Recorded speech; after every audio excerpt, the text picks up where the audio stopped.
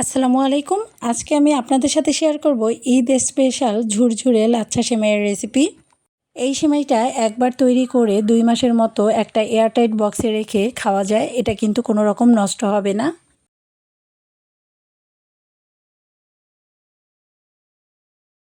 আশা করছি আজকের রেসিপিটা আপনাদের ভালো লাগবে। আর এই রেসিপিটা কিন্তু দেখে আপনারা ঈদে এরকমভাবে সেমাইটা তৈরি করে নিতে পারবেন।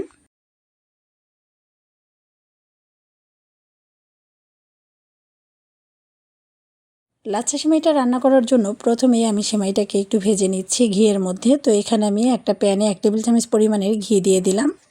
কাঠবাদাম আর কাজু বাদামটা আমি একটু ঘিয়ের সঙ্গে ভেজে নেব।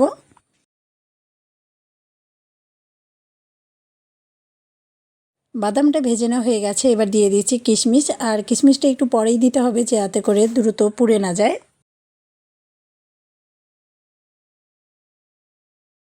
বাদাম আর কিশমিশটা ভেজে নেওয়া হয়ে গেছে, এবার আমি এটাকে প্যান থেকে নামিয়ে নিচ্ছি।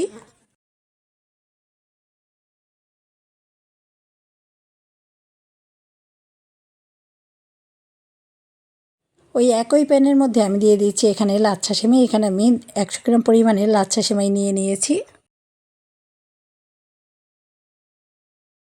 এবার চুলার আঁচটা মিডিয়ামে রেখে আমি ঘিয়ের মধ্যে ভেজে নেব। খুব বেশি হাই হিটে ভাজা যাবে না, তাহলে কিন্তু এটা নিচ থেকে পুড়ে যাবে।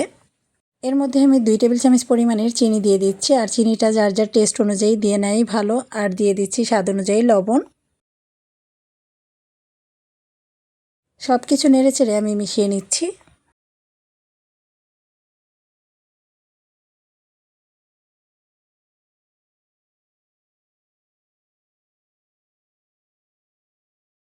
সেমাইটা ভেজে নেওয়া হয়ে গেছে। এ পর্যায়ে আমি দিয়ে দিচ্ছি গুঁড়া দুধ। এখানে আমি 2 টেবিল চামচ পরিমাণের গুঁড়া দুধ দিয়ে দিলাম। আর এতে করে কিন্তু সেমাইটা আরও বেশি মজা হবে খেতে।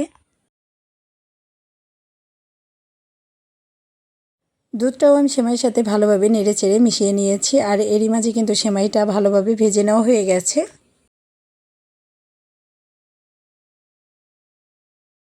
এখন দিয়ে দিচ্ছি আগে থেকে ভেজে রাখা বাদাম আর কিশমিশ।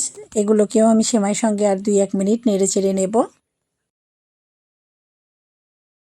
সেমাইটা আমি 5 থেকে 6 মিনিটের মতো সময় নিয়ে রান্না করে নিয়েছি। আর এরই মাঝে কিন্তু রান্নাটা হয়ে গেছে। এবার চুলা থেকে নামিয়ে নিচ্ছি।